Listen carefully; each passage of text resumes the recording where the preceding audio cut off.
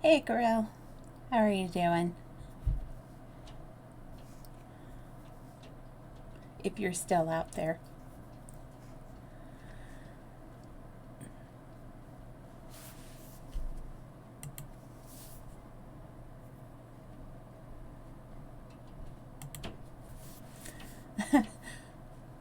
Glad. Well, I suppose it depends on if you're super sleepy, in which case that would be, I'm sorry you're awake, or if you're uh, doing all right, in which case, glad to see it. Seeing this starting student image just makes me think of Maestro, who's just been sitting in the middle of my room meowing at me. Oh, okay. Sounds like a lovely way to spend the day is being asleep all day. But that's just me. I do like sleep, although it's not as satisfying as it used to be.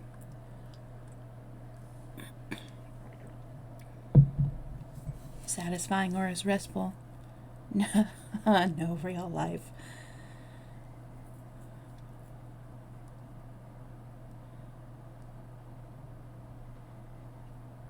Yeah, I really enjoy like these older books because even though for them it could have been like closer to real life, it's so far removed from real life today. I'll switch over to my this screen here. Yeah, it's so far removed from real life today as far as, of course, all the technology and stuff like that. And I mean, politics is always kind of, I mean, it cycles around to, I do, I don't see you though. No, I see you in chat. But hello. This tiara, by the way, is my pillbox hat. And I decided since we're reading stuff that takes place in the roaring 20s, this I actually made expressly for doing auditions to be in some local productions. And we have some really talented people, so it was pretty tough competition to get into the play. But I made this one because I have this really lovely, it's a longer coat, like the coat goes down to. Sis is doing all right. Yeah, she's just, just kind of kicking back today, which is nice. It's nice, seeing her not being frustrated with, oh, I have to go back to that job on Monday. So, yeah. And how are you doing aside from awake? By the way, my shirt is Dragons Love Books. There we go. It's from a great company called Out of Print, and I love their shirts and their socks. Lots of fun stuff. It reminds me I need to look to see if the independent bookstore day shirts are still available because I have a month. IBD shirts. Yeah. This is actually based off of a really fun kids picture story called Dragons Love Tacos. And the kids love it. There are two of them out. There's Dragons Love Tacos, obviously, and then Dragons Love Tacos 2, the sequel. That is the title. It even has the sequel in it, which I love. Yeah. And then I think it was 2 years ago, Out of Print does some, comes out with like new designs. They have some that they sell at like Comic Cons and stuff like that. I have one with sorry, a superhero woman, you know, doing the transition from secret identity to superhero, and it says, hang on a second, I forgot what it said. Oh my goodness.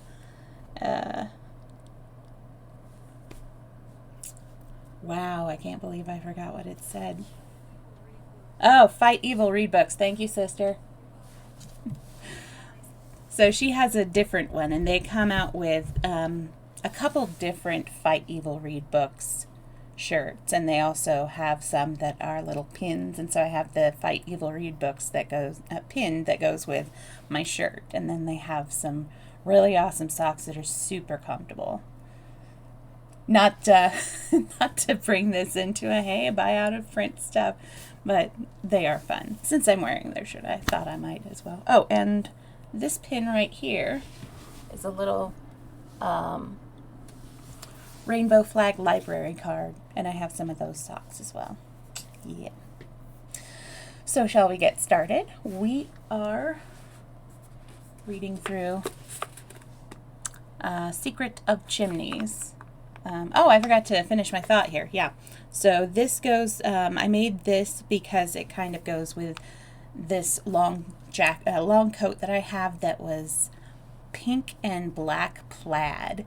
And so I'm like, I'm going to go like, the old fashioned, we're dressing up and going to the movies sort of thing. And it was for, I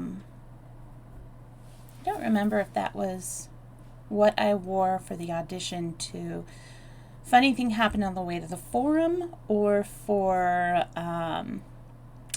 Music Man. But yeah, I like to think that this was the problem.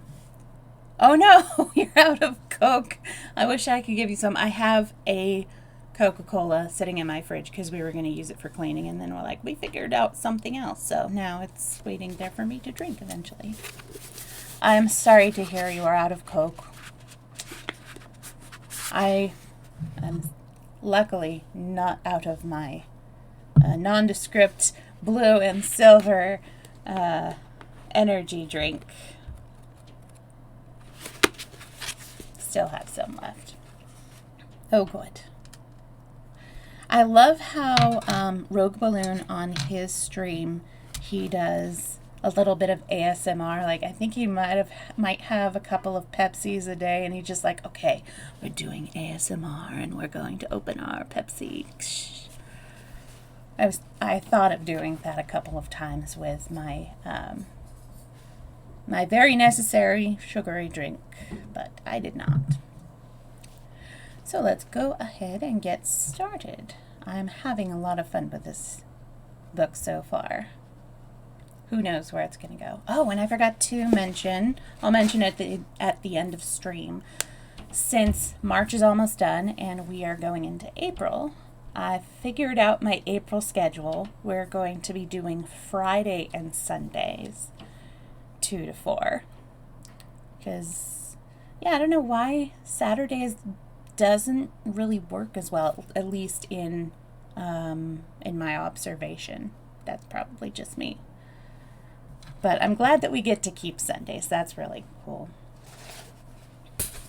And there were a couple of Saturdays actually next month that I do work.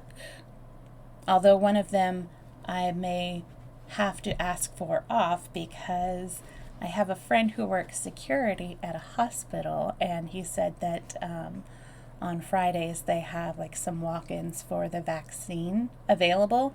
So he's going to try to score me one, which I'm really hoping for. Crossing fingers, knocking on wood. We'll see. Alrighty, we're going to make Maestro disappear here. Let's go ahead and get started. The Secret of Chimneys. Chapter 7. Mr. McGrath refuses an invitation. The letters were gone. Having once made up his mind to the fact of their disappearance, there was nothing to do but accept it. Anthony realized very well that he could not pursue Giuseppe through the corridors of the Blitz Hotel. To do so was to court undesired publicity, and in all probability to fail in his object all the same. He came to the conclusion that Giuseppe had mistaken the packets of letters, enclosed as they were in the other wrappings, for the memoirs themselves. It was likely, therefore, that when he discovered his mistake, he would make another attempt to get hold of the memoirs. For this attempt, Anthony intended to be fully prepared. Another plan that occurred to him was to advertise discreetly for the return of the packet of letters, supposing Giuseppe to be an emissary of the Comrades of the Red Hand, or, which seemed to Anthony more probable, to be employed by the Loyalist party. The letters could have no possible interest for either employer, and he would probably jump at the chance of obtaining a small sum of money for their return. Having thought all this, Anthony returned to bed and slept peacefully until morning. He did not fancy that Giuseppe would be anxious for a second encounter that night. Anthony got up with his plan of campaign fully thought out. He had a good breakfast, glanced at the papers, which were full of the new discoveries of oil in Czechoslovakia, and then demanded an interview with the manager, and being Anthony Cade, with a gift for getting his own way by means of quiet determination, he obtained what he asked for. The manager, a Frenchman with an exquisitely suave manner, received him in his private office. "You wish to see me, I understand, Mr. McGrath?" "I did. I arrived at your hotel yesterday afternoon, and I had dinner served to me in my own room by a waiter whose name was Giuseppe." He paused. "I dare say we have a waiter of that name," agreed the manager indifferently. "I was struck by something unusual in the man's manner, but thought nothing more of it at the time. Later in the night I was awakened by the sound of someone moving softly about the room. I switched on the light and found that this same Giuseppe in the act of rifling my leather suitcase." The manager's indifference had completely disappeared now. "But I have heard nothing of this," he exclaimed. "Why was I not informed sooner?" "The man and I had a brief struggle. He was armed with a knife, by the way. In the end, he succeeded in making off by way of the window." "What did you do then, Mr. McGrath?" "I examined the contents of my suitcase." "Had anything been taken?" "Nothing of importance," said Anthony slowly. The manager leaned back with a sigh. "I'm glad of that," he remarked. "But you will allow me to say, Mr.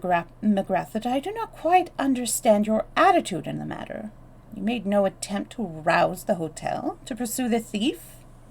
Anthony shrugged his shoulders. "Nothing of value had been taken, as I tell you. I am aware, of course, that, strictly speaking, it is a case for the police." He paused, and the manager murmured without any particular enthusiasm, "For the police, of course. In any case, I was fairly certain that the man would manage to make good his escape, and since nothing was taken, why bother with the police?" The manager smiled a little. "I see that you realize, Mr. McGrath, that I am not at all anxious to have the police called in. From my point of view, it is always disastrous if the newspapers get hold of anything connected with a big fashionable hotel such as this. They always run it for all it was worth, no matter how insignificant the real subject may be." "Quite so," said Anthony. "Now, I told you that nothing of value had been taken, and that was perfectly true in a sense. Nothing of any value to the thief was taken, but he got hold of something which is of considerable value to me." "Huh?" "Letters, you understand." An expression of superhuman discretion, only to be achieved by a Frenchman, settled down upon the manager's face. "I comprehend," he murmured. "But perfectly. Naturally, it is not a matter for the police." "We are quite agreed on that point. But you will understand that I have every intention of recovering these letters. In the part of the world where I come from, people are used to doing things for themselves. What I require from you, therefore, is the fullest possible information you can give me about this waiter, Giuseppe." "I see no objection to that," said the manager after a moment or two's pause. "I cannot give you the information offhand, of course, but if you will return in half an hour's time, I will have everything ready to lay before you." "Thank you very much. That will suit me most admirably." In half an hour's time, Anthony returned to the office again, to find that the manager had been as good as his word. Jotted down on a piece of paper were all the relevant facts known about Giuseppe Manelli. He came to us, you see, about 3 months ago, skilled and experienced waiter. Has given complete satisfaction. He has been in England for about 5 years. Together, the two men ran over a list of the hotels and restaurants where the Italian had worked. One fact struck Anthony as being possibly of significance. At 2 of the hotels in question, there had been serious robberies during the time that Giuseppe was employed there, though no suspicion of any kind had attached to him in either case. Still, the fact was significant. Was Giuseppe merely a clever hotel thief? Had his search of Anthony's suitcase been only part of his habitual professional tactics? He might just possibly have had the packet of letters in his hand at the moment when Anthony switched on the light, and have shoved it into his pocket mechanically so as to have his hands free. In that case, the thing was mere plain or garden robbery. I'm not sure what garden robbery is, but interesting phrase or term. Against that, there was to be put the man's excitement of the evening before when he had caught sight of the papers lying on the table. There had been no money or object of value with there such as would excite the cupidity of an ordinary thief. No, Anthony felt convinced that Giuseppe had been acting as a tool for some outside agency. With the information supplied to him by the manager, it might be possible to learn something about Giuseppe's private life and so finally track him down. He gathered up the sheet of paper and rose. "Thank you very much indeed. It's quite unnecessary to ask, I suppose, whether Giuseppe is still in the hotel?" The manager smiled. "His bed was not slept in, and all of his things have been left behind. He must have rushed straight out after his attack upon you. I don't think there is much chance of our seeing him again." "I imagine not. Well, thank you very much indeed. I shall be staying on here for the present. I hope you will be successful in your task, but I confess that I am rather doubtful." "I always hope for the best." One of Anthony's first proceedings was to question some of the other waiters who had been friendly with Giuseppe, but he obtained very little to go upon. He wrote out an advertisement on the lines he had planned, and had it sent to 5 of the most widely read newspapers. He was just about to go out and visit the restaurant at which Giuseppe had been previously employed when when the telephone rang. Anthony took up the receiver. "Hello, what is it?" A toneless voice replied. "I am speaking to Mr. McGrath." "You are? Who are you?" "This is Messrs. Balderson and Hodgkins." "Just a moment, please. I will put you through to Mr. Balderson." Our worthy publishers, thought Anthony. So they are getting worried too, are they? They needn't. There's a week to run still. A hearty voice struck suddenly upon his ear. "Hello, that Mr. McGrath?" "Speaking." "I'm Balderson of Balderson and Hodgkins. What about that manuscript, Mr. McGrath?" "Well," said Anthony, "what about it?" "Everything about it. I understand, Mr. McGrath, that you have just arrived in this country from South Africa. That being so, you can't possibly understand the position. There's going to be trouble about that manuscript, Mr. McGrath, big trouble. Sometimes I wish we'd never said we'd handle it." "Indeed." "I assure you it is so. At present I'm anxious to get it into my possession as quickly as possible, so as to have a couple of copies made. Then, if the original is destroyed, well, no harm will be done." "Dear me," said Anthony. "Yes, I expect it sounds absurd to you, Mr. McGrath, but I assure you, you don't appreciate the situation. There's a determined effort being made to prevent it ever reaching this office. I say to you quite frankly, and without humbug, that if you attempt to bring it yourself, it's 10 to 1 that you'll never get here." "I doubt that," said Anthony. "When I want to get anywhere, I usually do." "You're up against a very dangerous lot of people. I wouldn't have believed it myself a month ago. I tell you, Mr. McGrath, We've been bribed and threatened and cajoled by one lot and another until we don't know whether we're on our heads or our heels. My suggestion is that you do not attempt to bring the manuscript here. One of our people will call upon you at the hotel and take possession of it." "And supposing the gang does him in?" asks Anthony. "Responsibility would be ours, not yours. We would have delivered it to our representative and obtained a written discharge. The check for £1,000, which we are instructed to hand to you, will not be available until Wednesday next by the terms of our agreement with the executors of the late author. You know whom I mean, but if you insist, I will send my own check for that amount by the messenger." Anthony reflected for a moment or two. He had intended to keep the memoirs until the last day of grace, because he was anxious to see for himself what all the fuss was about. Nevertheless, he realized the force of the publisher's argument. "All right," he said with a little sigh. "Have it your own way. Send your man along. And if you don't mind sending that check as well, I'd rather have it now, as I may be able to get out of England before next Wednesday. As I may be going out of England." "Certainly, Mr. McGrath. Our representative will call upon you first thing tomorrow morning. It will be wiser not to send anyone direct from the office. Our Mr. Holmes lives in South London. He will call on his way to us, and will give you a receipt for the packet. I suggest that tonight you should place a dummy packet in the manager's safe. Your enemies will get to hear of this, and it will prevent any attack being made upon your apartments tonight." "Very well, I will do as you direct."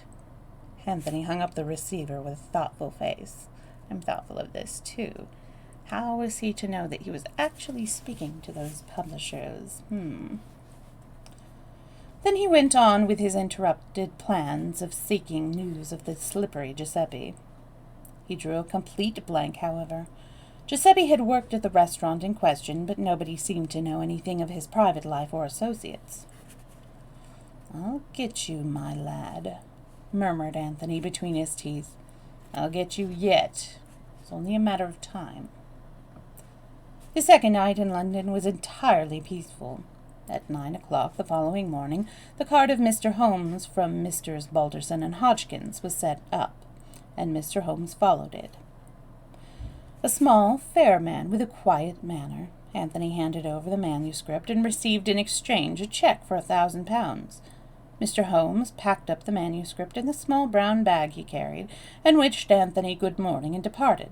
The whole thing seemed very tame. "But perhaps he'll be murdered on the way there," Anthony murmured aloud as he stared idly out the window. "I wonder now. I very much wonder." He put the check in an envelope and closed a few lines of writing with it and sealed it up carefully. Jimmy, who had been more or less in funds at the time of his encounter with Anthony at Bulawayo, had advanced him a substantial sum of money which was, as yet, practically untouched. "If one job's done with, the other isn't," said Anthony to himself. "Up to now I've bungled it. But never say die. I think that's suitably disguised. I shall go and have a look at 487 Pont Street."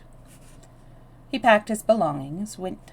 "Oh, hello, Andrea. Thank you very much for the follow. I hope you're enjoying. We're not very far into the book right now. I'm almost to the end of the chapter, and then I will do introductions. And Carell will give you the socials if you would do so, Carell. That would be amazing. He packed his belongings and went down and paid his bill and ordered his luggage to be put on a taxi, suitably rewarding those who stood in his path, most of whom had done nothing whatsoever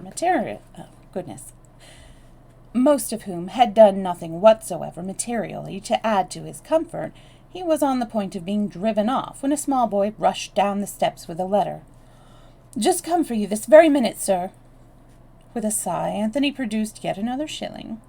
The taxi groaned heavily and jumped forward with a hideous crashing of gears, and Anthony opened the letter. It was a rather curious document. He had to read it 4 times before he could be sure what it was all about. But in plain English, the letter was not in plain English, but in the peculiar involved style common to missives and issued by government officials. It presumed that Mr. McGrath was arriving in England from South Africa today. Thursday, it referred obliquely to the memoirs of Count Stiltich, and begged Mr. McGrath to do nothing in the matter until he had had a confidential conversation with Mr. George Lomax, and certain other parties whose magnificence was vaguely hinted at. It also contained a definite invitation to go down to Chimneys as the guest of Lord Caterham on the following day, Friday. Sorry. Itchy nose. A mysterious and thoroughly obscure communication. Anthony enjoyed it very much. "Dear old England," he murmured affectionately. "2 days behind the times as usual. Rather a pity. Still, I can't go down to Chimneys under false pretenses. I wonder, though, if there's an inn handy. Mr. Anthony Cade might stay at the inn without anyone being the wiser." He leaned out of the window and gave new directions to the taxi driver, who accompanied them with a snort of contempt. The taxi drew up before one of London's most obscure hostelries. The fare, however, was paid on a scale befitting its point of departure. Having booked a room in the name of Anthony Cade, Anthony passed into a dingy waiting room, took out a sheet of notepaper, stamped with the legend Hotel Blitz, and wrote rapidly. He explained that he had arrived on the preceding Tuesday, and that he had handed over the manuscript in question to Mr. Balderson and Hodgkins, and he regretfully declined the kind invitation of Lord Caterham, as he was leaving England almost immediately. He signed the letter, "Yours faithfully, James McGrath." "And now," said Anthony, as he affixed the stamp to the envelope, "to business. Exit James McGrath and enter Anthony Cade." So I'll put up Maestro right here. This handsome boy in the text is Maestro. He's my kitty, and I put him up on the stream when I'm chatting, chatting to people. So, of course, my name is Sunny, and I do a story time, and this is part 2 of, I will give Maestro a treat. I put all of my story times up on YouTube. Put the link up right here. I can type, I swear. That is still to be seen. Oh my goodness. Hey, there we go. All right, I'm going to go get Maestro so I can give him a treat. I'll be right back. And please tell me a little bit about yourself.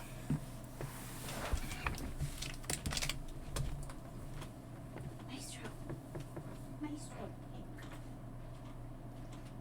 There you are.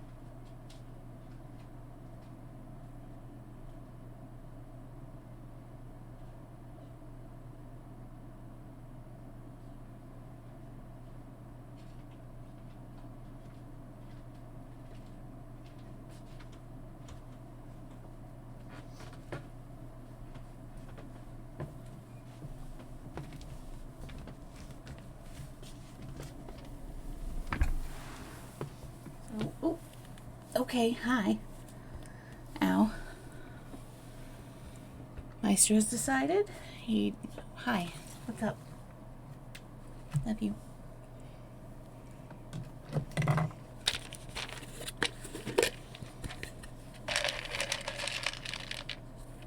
So this is from Corel.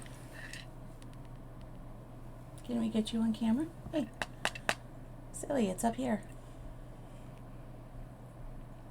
Okay, how about on the floor, as usual? Down here. Yeah. He wants it on the floor or nowhere, so okay. We'll let him have his way. Yes, he is one of my two cats. I have Maestro and Snockings. Maestro I do more art with, because it's a lot easier to draw a tuxedo than it is to draw a tabby.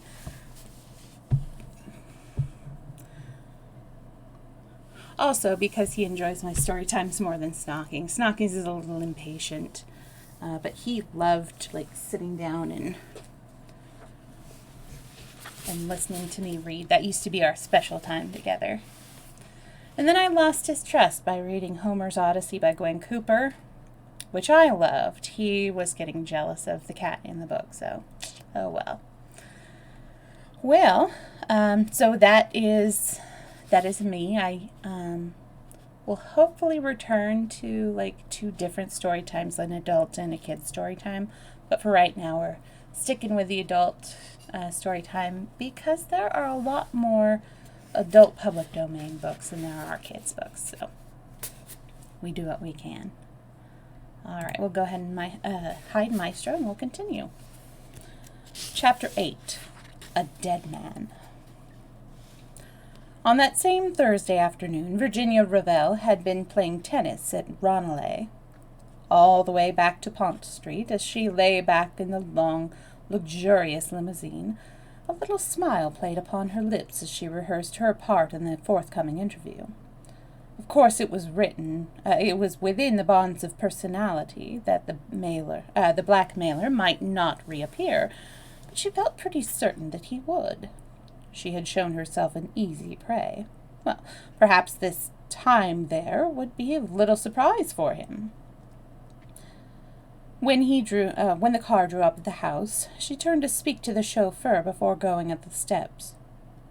"How's your wife, Walton? I forgot to ask." "Better, Mama, I thank you. The doctor said he'd look in and see her about 6:30. Will you be wanting the car again?" Virginia reflected for a minute. "I shall be away for the weekend. I'm going by the 6:40 from Paddington, but I shan't need you again. A taxi will do for that. I'd rather you saw the doctor. If he thinks it would be good for your wife to go away for the weekend, take her somewhere, Walton. I'll stand the expense." Cutting short the man's thanks with an impatient nod of the head, Virginia ran up the steps, delved into her bag in a search for a latchkey, remembered she hadn't got it with her, and hastily rang the bell. It was not answered at once, but as she waited, a young man came up the steps. He was shabbily dressed and carried in his hand a sheaf of leaflets. He held out one to Virginia with a legend on it plainly visible: "Why did I serve my country?" In his left hand he held a collecting box. I can't buy 2 of those awful poems in one day," said Virginia pleadingly. "I bought one this morning. I did indeed, honor bright." The young man threw back his head and laughed. Virginia laughed with him. Running her eyes carelessly over him, she thought him a more pleasing specimen than usual of London's unemployed. She liked his brown face and the lean hardness of him. She went so far as to wish she had a job for him. But at that moment the door opened, and immediately Virginia forgot all about the problem of the unemployed, for to her astonishment the door was opened by her own maid, Elise. "Where's Chilvers?" she demanded sharply as she stepped into the hall. "But he is gone, madame, with the others." "What others? Gone where?" "But to Datchet, madam. To the cottage, as your telegram said." "My telegram?" said Virginia, utterly at sea. "Did not madame send a telegram? Surely there can be no mistake. It came but an hour ago." "Well, I never sent a telegram. What did it say?" "I believe it is still on the table là-bas." Elise retired, pouncing upon it, and brought it to her mistress in triumph. "Voilà, madame." The telegram was addressed to Chilvers and ran as follows: "Please take household down to cottage at once and make preparations for weekend party there. Catch 5:49 train." Sorry. Cat hair in my tongue. There was nothing unusual about it. It was just the sort of message she herself had frequently sent before, when she had arranged a party in her riverside bungalow on the spur of the moment. She always took the whole household down, leaving an old woman as caretaker. Chilvers would not have seen anything wrong with the message, and like a good servant had carried out his orders faithfully enough. Me, I remained, explained Elsie, knowing that Madame would wish me to pack for her. It's a silly hoax, cried Virginia, flinging down the telegram angrily. You know perfectly well, Elise, that I am going to Chimneys. I told you so this morning. I thought Madame had changed her mind. Sometimes that does happen, does it not, Madame? Virginia admitted the truth of the accusation with a half-smile. She was busy trying to find a reason for this extraordinary practical joke. Elise put forward a suggestion. Mon Dieu, she cried, clasping her hands. If it should be the malefactors, the thieves! They send the bogus telegram and get the domestiques all out of the house, and then they will rob it. I suppose that might be it, said Virginia doubtfully. Yes, madame, that is without a doubt. Every day you read in the papers of such things. Madame, I will ring up the police at once, before they arrive and cut our throats. Don't get excited, Elise. They won't come and cut our throats at 6 o'clock in the afternoon. Madame, I implore you, let me run out and fetch a policeman now at once. What on earth for? Don't be silly, Elise. Go up and pack my things for Chimneys, if you haven't already done it. The new Caillot evening dress and the white crepe Marocaine, and yes, the black velvet. Black velvet is so political, is it not? Madame looks ravishing in the eau de Nil satin, it suggested Elise, her professional instincts reasserting themselves. No, I won't take that. Hurry up, Elise, there's a good girl. We've got very little time. I'll send a wire to Chilvers at Datchet, and I'll speak to the police on the beat as we go out and tell him to keep an eye out for the place. Don't start rolling your eyes again, Elise. If you get so frightened before anything has happened, what would you do if a man jumped out from some dark corner and struck a knife in you? Elise gave vent to a shrill shriek, and beat a speedy retreat up the stairs, darting nervous glances over her shoulder as she went. I don't know why I'm having troubles today.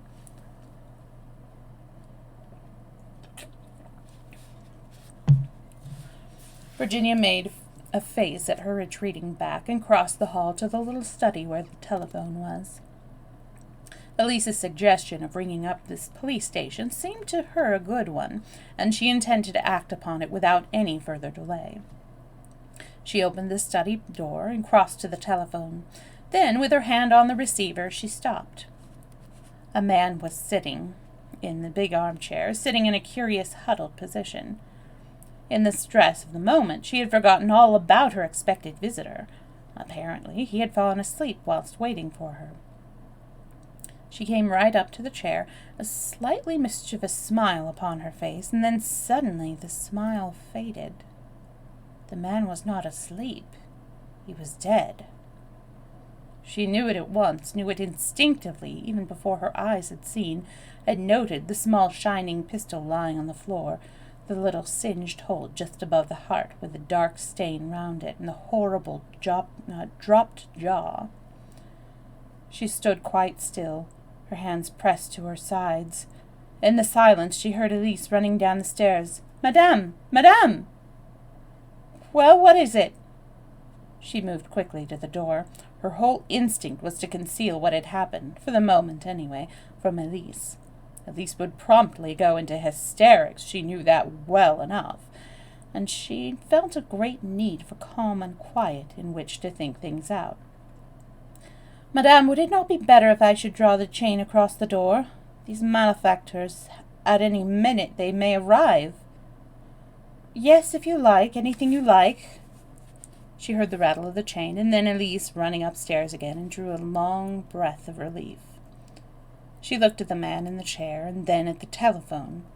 Her course was quite clear. She must ring up the police at once. But still, she did not do so. She stood quite still, paralyzed with horror, and with a host of conflicting ideas rushing through her brain. The bogus telegram. Had it something to do with this? Supposing Elise had not stayed behind, she would have let herself in, that is, presuming that she had had her latchkey with her as usual, to find herself alone in the house with a murdered man, a man whom she had permitted to blackmail her on a former occasion. Of course she had an explanation for that, but thinking of that explanation, she was not quite easy in her mind. She remembered how frankly incredible George had found it. Would other people think the same? Those letters now. Of course, she hadn't written them, but would it be so easy to prove that? She put her hands on her forehead, squeezing them tight together. I must think, said Virginia. I simply must think. Who had let the man in? Surely not Elise. If she had done so, she would have been sure to have mentioned the fact at once. The whole thing seemed more and more mysterious as she thought about it. There was really only one thing to be done, ring up the police. She stretched out her hand to the telephone, and suddenly she thought of George. A man, that was what she wanted. An ordinary, level-headed, unemotional man who would see things in their proper proportion and point out to her the best course to take. Then she shook her head. Not George. The first thing George would think of would be his own position. He would hate being mixed up in this kind of business. George wouldn't do it all. Then her face softened. Bill, of course. Without more ado, she rang up Bill. She was informed that he had left half an hour ago for Chimneys. "Oh, damn," said Virginia, jamming down the receiver. It was horrible to be shut up with a dead body and to have no one to speak to. And at that minute, the front doorbell rang. Virginia jumped. In a few minutes it rang again. Elise, she knew, was upstairs packing and wouldn't hear it. Virginia went out into the hall, drew back the chain, and undid all the bolts that Elise had fastened in her zeal. Then, with a long breath, she threw open the door. On the steps was the unemployed young man. Virginia plunged headlong with a relief born of overstrung nerves. "Come in," she said. "I think perhaps I've got a job for you." She took him into the dining room, pulled forward a chair for him, sat herself facing him, and stared at him very attentively. "Excuse me," she said, "but are you— Eton and Oxford," said the young man. "That's what you wanted to ask me, wasn't it?" "Something of the kind," admitted Virginia. "Come down in the world entirely through my own incapacity to stick to regular work. This isn't regular work you're offering me, I hope." A smile hovered for a moment on her lips. "It's very irregular." "Good," said the young man in a tone of satisfaction. Virginia noticed his bronzed face and lean, long body with approval. "You see," she explained, "I'm in a rather hole. Most of my friends are, well, rather high up. They've all got something to lose. I have nothing whatever to lose, so go ahead. What's the trouble?" "There's a dead man in the next room," said Virginia. "He's been murdered, and I don't know what to do about it." She blurted out the words as simply as a child might have done. The young man went up enormously in her estimation by the way he accepted her statement. He might have been used to hearing a similar announcement made every day of his life. "Excellent," he said with a trace of enthusiasm. "I've always wanted to do a bit of amateur detective work. Shall we go and view the body, or will you give me the facts first?" "I think I'd better give you the facts." She paused for a moment to consider how best to condense her story, and then began speaking quietly and concisely. "This man came to the house for a long time yesterday and asked to see me. He had certain letters with him, love letters, signed with my name. But which weren't written by you? Put in the young man quietly. Virginia looked at him in some astonishment. How did you know that? Oh, I deduced it, but go on. You wanted to blackmail me, and I don't know if you'd understand, but I let him. She looked at him appealingly, and he nodded his head reassuringly. Of course I understand. You wanted to see what it felt like. How frightfully clever of you! That's just what I did feel. I am clever, said the young man modestly.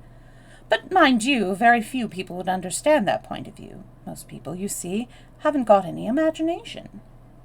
I suppose that's so. I told this man to come back today at 6 o'clock. I arrived home from Maronelay to find that a bogus telegram had got all the servants except my maid out of the house. Then I walked into the study and found the man shot.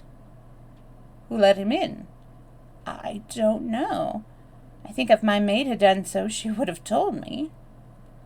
Does she know what has happened? I've told her nothing. The young man nodded and rose to his feet. And now to view the body, he said briskly. But I'll tell you this, on the whole, it's always best to tell the truth. One lie involves you in such a lot of lies, and continuous lying is so monotonous. Then you advise me to ring up the police? Probably, but we'll just have a look at the fellow first. Virginia led the way out of the room. On the threshold she paused, looking back at him. By the way, she said, you haven't told me your name yet. My name? My name's Anthony Cade.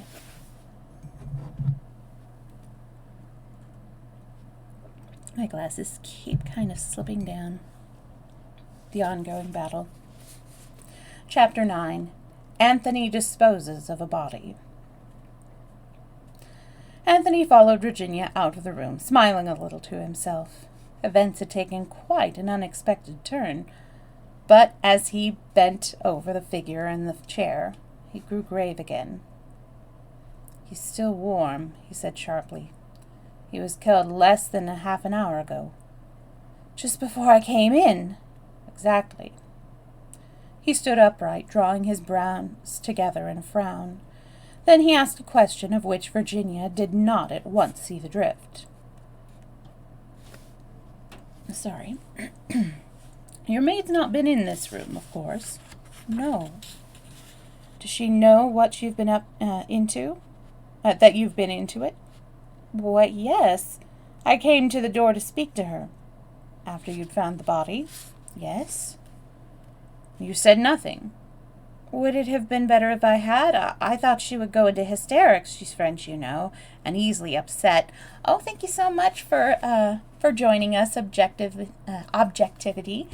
I hope you're enjoying it. I don't know why I'm tripping over words today. And Corel will put up links to all of my socials if you'd like to.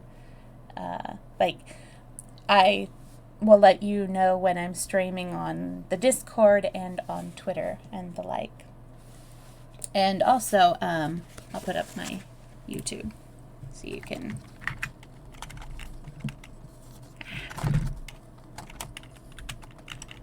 Thank you very much, Corel.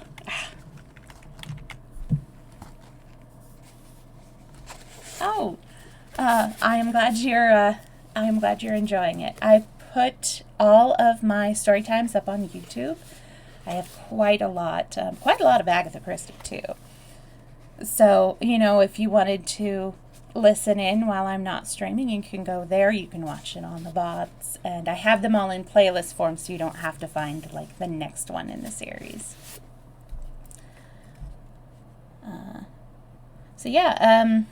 I'm just going to put Maestro up here really quick. This guy right here is Maestro. He is my handsome boy, and I put that picture up when I'm chatting so that, when people are watching the YouTube video or on VOD, they can just skip to where Maestro has gone. And, if they don't want to listen to the chat. I hope that that you enjoy. I have, of course, all of the links there. You can check them out. And right now my schedule, well, March is almost over, so it doesn't really matter what the March schedule is, except that I'm doing story time again tomorrow. But in April, the schedule is going to be Friday and Sunday, 2 to 4. And I'm not sure what we're going to read after The Secret of Chimneys. There we go. Probably Joseph Conrad's The Secret Agent. We'll see. I might put up a poll. Anyways, I'm going to go ahead and put Maestro away, and then we'll continue. And if you have any questions, I will reply at the end of the chapter. Or if, you wanted to chat or anything like that. So, here we go. Anthony nodded, but did not speak. You think it's a pity, I can see. Well, it is rather unfortunate, Mrs. Revell. If you and the maid had discovered the body together immediately on your return, it would have simplified matters very much. The man would then definitely have been shot before your return to the house. Whilst now they might say he was shot after. I see. He watched her taking in the idea, and was confirmed in his first impression of her, formed when she had spoken to him on the steps outside. Besides beauty, she possessed courage and brains. Virginia was so engrossed in the puzzle presented to her that it did not occur to her to wonder at this strange man's ready use of her name. Why didn't Elise hear the shot, I wonder? She murmured. Anthony pointed to the open window as a loud backfire came from a passing car. There you are. London's not the place to notice a pistol shot. Virginia turned with a little shudder to the body in the chair. He looks like an Italian, she remarked curiously. He is an Italian, said Anthony. I should say that his regular profession was that of a waiter. He only did blackmailing in his spare time. His name might very possibly be Giuseppe. Good heavens, cried Virginia. Is this Sherlock Holmes? No, said Anthony regretfully. I'm afraid it's just plain or garden cheating. I'll tell you all about it presently. Now, you say this man showed you some letters and asked you for money. Did you give him any? Yes, I did. How much? 40 pounds. That's bad, said Anthony, but without manifesting any undue surprise. Now let's have a look at the telegram. Virginia picked it up from the table and gave it to him. She saw his face grow grave as he looked at it. What's the matter? He held it out, pointing silently to the place of origin. Barnes, he said, and you were in Ranelagh this afternoon. What's to prevent you from having sent it off yourself? Virginia felt fascinated by his words. It was as though a net was closing tighter and tighter round her. He was forcing her to see all the things which she had felt dimly at the back of her mind. Anthony took out his handkerchief and wound it around his hand, and then he picked up the pistol. We criminals have to be careful, he said apologetically. Fingerprints, you know. Suddenly she saw his whole figure stiffen. His voice, when he spoke, had altered. It was terse and curt. Mrs. Revell, he said, have you ever seen this pistol before? No, said Virginia wonderingly. Are you sure of that? Quite sure. Have you a pistol of your own? No. Have you ever had one? No, never. You are quite sure of that? Quite sure. He stared at her steadily for a minute, and Virginia stared back in complete surprise at his tone. Then, with a sigh, he relaxed. That's odd, he said. How do you account for this? He held out the pistol. It was a small, dainty article, almost a toy, though capable of doing deadly work. Engraved on it was the name Virginia. Oh, it's impossible, cried Virginia. Her astonishment was so genuine that Anthony could but believe her. Sit down, he said quietly. There's more in this than there seemed to be to first go off. To begin with, what's our hypothesis? There are only two possible ones. There is, of course, the real Virginia of the letters. She may have somehow or other tracked him down, shot him, dropped the pistol, stolen the letters, and taken herself off. It's quite possible, isn't it? I suppose so, said Virginia unwillingly. Oh, thank you. Oh, thank you so much. I love reading aloud, and actually, I started reading aloud to my cat, Walkie, from about 25 years ago. I've been doing this for 25 years, but only online for about 1.25 years. And thank you so much. Let's see. The other hypothesis is a good deal more interesting. Whoever wished to kill Giuseppe wished also to incriminate you. In fact, that may have been their main object. They could get him easily enough anywhere, but they took extraordinary pains and troubles to get him here, and whoever they were, they knew all about you, your cottage at Datchet, your usual household arrangements, and the fact that you were at Ranelagh this afternoon. It seems an absurd question, but have you any enemies, Mrs. Revell? Of course I haven't. Not that kind, anyway. The question is, said Anthony, what are we going to do now? There are two courses upon us. A, ring up the police, tell the whole story, and trust to your unassailable position in the world and your hitherto blameless life. B, an attempt on my part to dispose successfully of the body. Naturally, my private inclinations urge me to B. I've always wanted to see if I couldn't conceal a crime with the necessary cunning, but have had a squeamish objection to shedding blood. On the whole, I expect A's the soundest. Then there's a sort of, hang on a second, Bowdlerized? Okay. Then there's a sort of Bowdlerized A. Ring up the police, etc., but suppress the pistol and the blackmailing letters. That is, if they are on him still. Anthony ran rapidly through the dead man's pockets. He's been stripped clean, he announced. There's not a thing on him. There'll be dirty work at the crossroads over those letters yet. Hello, what's this? Hole in the lining? Something got caught out there, torn roughly out, and a scrap of paper left behind. He drew out the scrap of paper as he spoke and brought it over to the light. Virginia joined him. Pity we haven't got the rest of it, he muttered. Chimney, 11:45 Thursday. Sounds like an appointment. Chimneys! Cried Virginia. How extraordinary! Why extraordinary? Rather high-toned for such a low fellow. I'm going to Chimneys this evening. At least I was. Anthony wheeled round on her. What's that? Say that again. I was going to Chimneys this evening, repeated Virginia. Anthony stared at her. I begin to see. At least I may be wrong, but it's an idea. Suppose someone wanted badly to prevent you from going to Chimneys. My cousin George Lomax does, said Virginia with a smile, but I can't seriously suspect George of murder. Anthony did not smile. He was lost in thought. If you ring up the police, it's goodbye to any idea of getting to Chimneys today, or even tomorrow, and I should like you to go to Chimneys. I fancy it will disconcert our unknown friends, Mrs. Revell. Will you put yourself in my hands? It's to be Plan B, then. It's to be Plan B.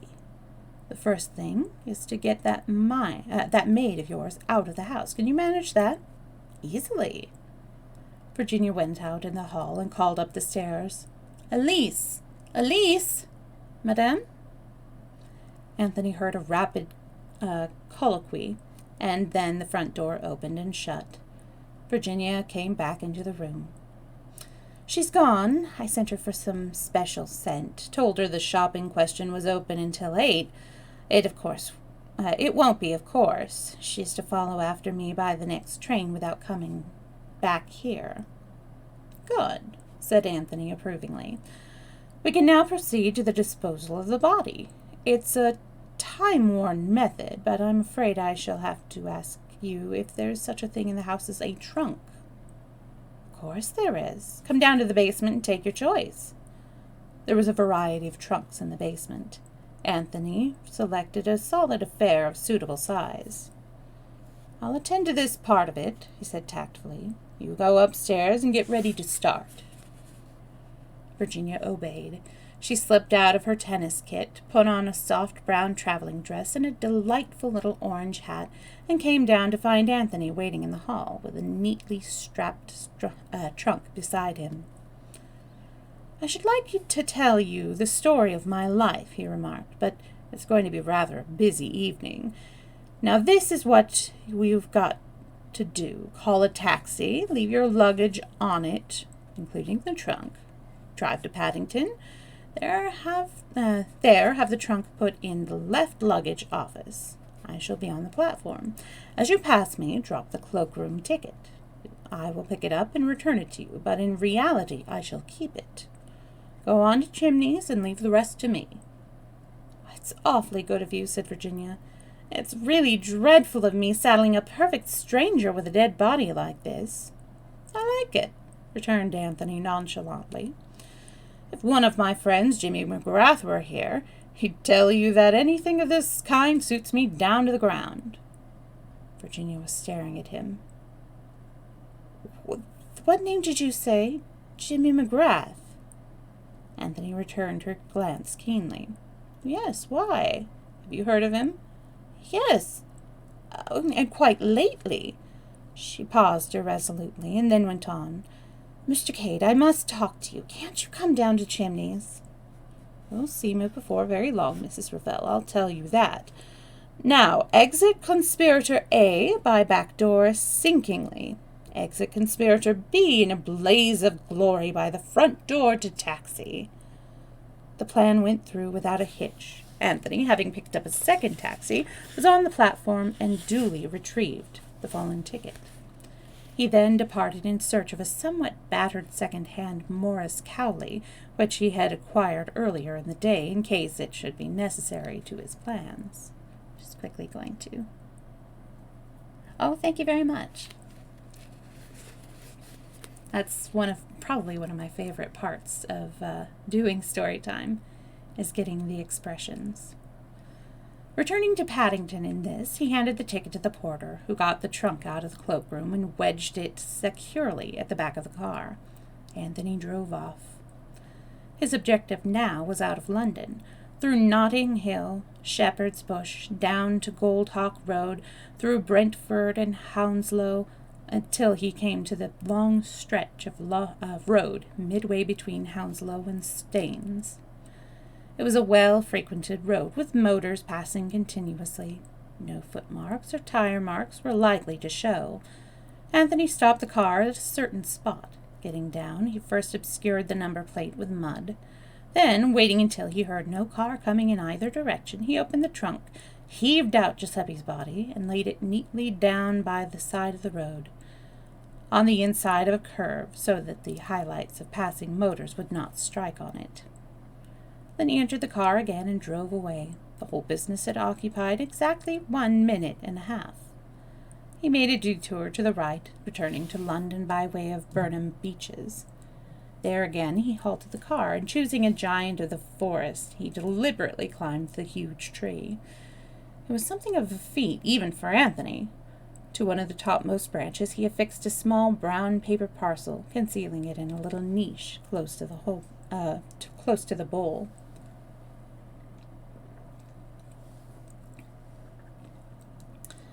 A very clever way of disposing of a pistol, said Anthony to himself with some approval. Everybody hunts out on the ground and drags pawns, but there are very few people in England who would climb the tree. Next, back to London and Paddington Station.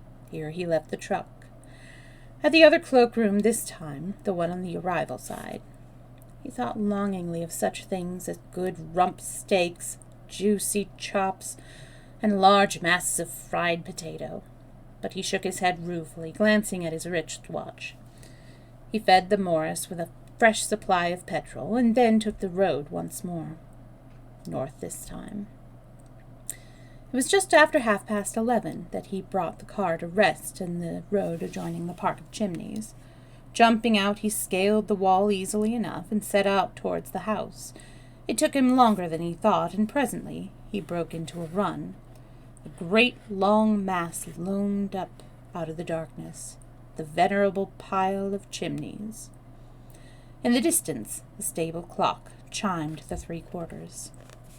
11:45, the time mentioned on the scrap of paper.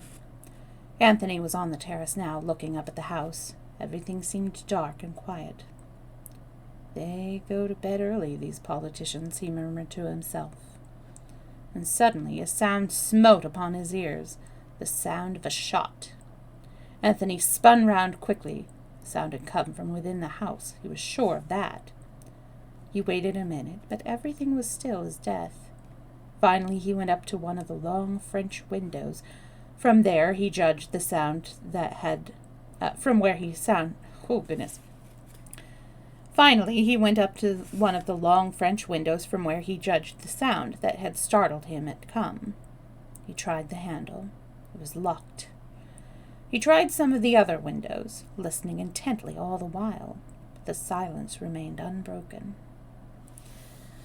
In the end, he told himself that he must have imagined the sound, or perhaps mistaken a stray shot coming from a pocket in the woods. He turned and retraced his steps across the park, vaguely dissatisfied and uneasy. He looked back at the house, and whilst he looked, a light sprang up in one of the windows on the first floor. In another minute it went out again, and the whole place was in darkness once more.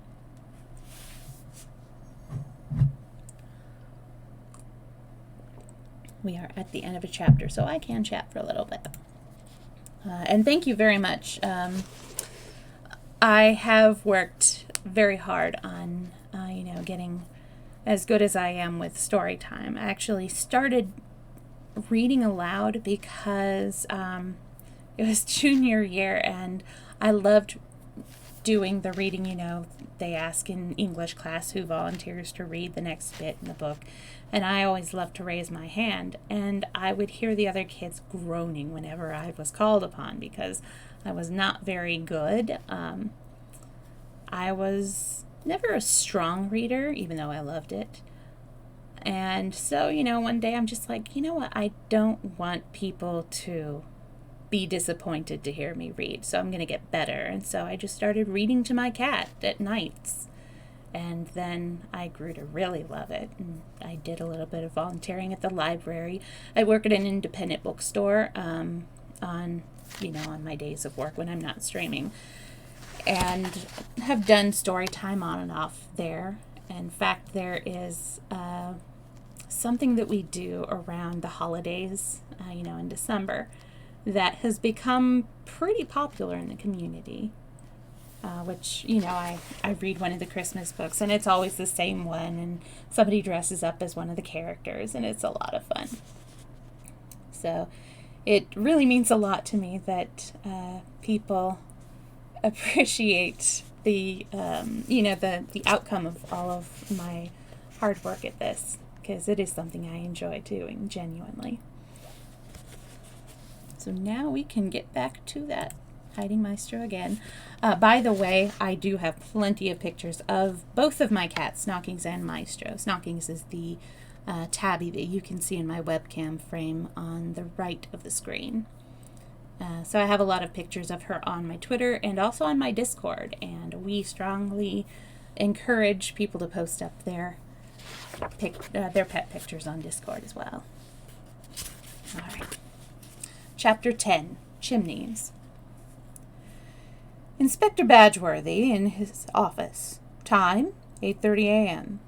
Tall, portly man, Inspector Badgeworthy was a heavy regulation tread, inclined to breathe hard in moments of professional strain. In attendance, Constable Johnson, very new to the force, with a downy, unfledged look about him, like a human chicken. The telephone on the table rang sharply, and the inspector took it up with his usual portentous gravity of action. Yes, police station, marking basing. Inspector Badgeworthy speaking. What? Slight alteration in the inspector's manner. As he is greater than Johnson, so others are greater than Inspector Badgeworthy. Speaking, my lord. I beg your pardon, my lord. I didn't quite hear what you said. Long pause, during which the inspector listens, quite a variety of expressions passing over his usually impassive countenance. Finally, he lays down the receiver after a brief, "Once, my lord." He turned to Johnson, seeming visibly swelled with importance. "From his lordship, a Chimneys, murder." "Murder?" echoed Johnson, suitably impressed. "Murder it is," said the inspector with great satisfaction. "What, there's never been a murder here, not that I've ever heard of, except the time that Pierce shot his sweetheart. And that, in a matter of speaking, wasn't murder at all, but drink," said the inspector deprecatingly. "We weren't hanged for it," agreed Johnson gloomily. "This is a real thing, isn't it, sir?" "It is, Johnson. One of his lordship's guests, a foreign gentleman, discovered shot. Open window and footprints outside." "I'm sorry it were a foreigner," said Johnson with some regret. It made the murder seem less real. Foreigners, Johnson felt, were liable to be shot. "His lordship's in a rare taking," continued the inspector. "We'll get hold of Dr. Cartwright and take him up with us right away. I hope to goodness no one will get messing with those fingerprints." Badgeworthy was in a seventh heaven. A murder at Chimneys. Inspector Badgeworthy in charge of the case. The police have a clue. Sensational arrest. Promotion and kudos for the aforementioned inspector. That is," said Inspector Badgeworthy to himself, "if Scotland Yard doesn't come butting in." Thought damped him momentarily. It seemed so extremely likely to happen under the circumstances. They stopped at Dr. Cartwright's, and the doctor, who was a comparatively young man, displayed a keen interest. His attitude was almost exactly that of Johnson. "Why, bless my soul!" he exclaimed. "We haven't had a murder here since the time of Tom Pierce." All three of them got into the doctor's little car and started off briskly for Chimneys. As they passed the local inn, the Jolly Cricketers, the doctor noticed a man standing in the doorway. "Stranger," he remarked. "Rather a nice-looking fellow. Wonder how long he's been here, and what he's doing staying at the Cricketers. Haven't seen him about at all. He must have arrived last night." "He didn't come by train," said Johnson. Johnson's brother was the local railway porter, and Johnson was therefore always well up in arrivals and departures. "Who was here for Chimneys yesterday?" said the inspector. "Lady Eileen, she come down by the 3:40, and two gentlemen with her, an American gent and a young army chap. Neither of them were valets. His lordship came down with a foreign gentleman, the one that's been shot as likely as not, by the 5:40, and the foreign gentleman's valet, Mr. Eversley, come by the same train. Mrs. Revell came by the 7:25, and another foreign-looking gentleman came by it too, one with a bald head and a hook nose. Mrs. Revell's maid came by the 8:56. Johnson paused, out of breath. "And there was no one for the Cricketers?" Johnson shook his head.